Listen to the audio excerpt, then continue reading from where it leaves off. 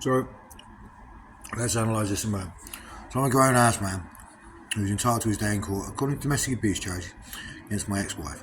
Now, she's apparently guilty of domestic economic abuse. Apparently she's guilty of fraud, unlawful imprisonment, coercion and control, and various other things.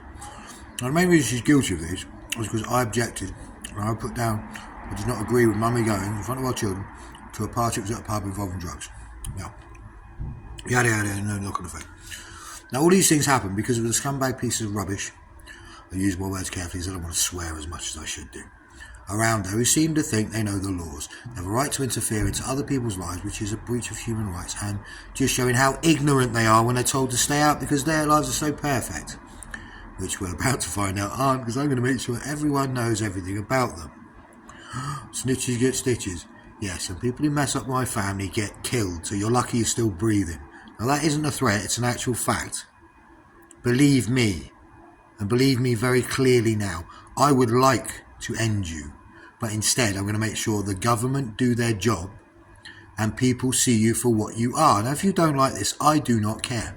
So now this all happened as a knock-on effect from what happened at Tintojo Close with the listening tech and the sound use and weaponized sound, etc. Now, as I've already pointed out, this is all real science. And this is banned by everything. In fact, that's why the Japanese are going to do it in international waters. You see, but unfortunately, Britain is an international country. It's a country that has rules that are adhered to. This country has a Supreme Court that is overruled by the European Court of Human Rights. Isn't this going to be fun? Are we getting this now? Are your minions writing this down, Robbie Husk? Or what about you, Sarah Jane? Are you finding out that this is actually the way the world works? Now, I told certain people who worked with Asda how this went.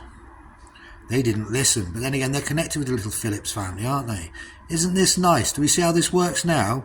You don't have to travel too far to understand who these people are and how the connection is. And a lot of it revolves around jiu-jitsu.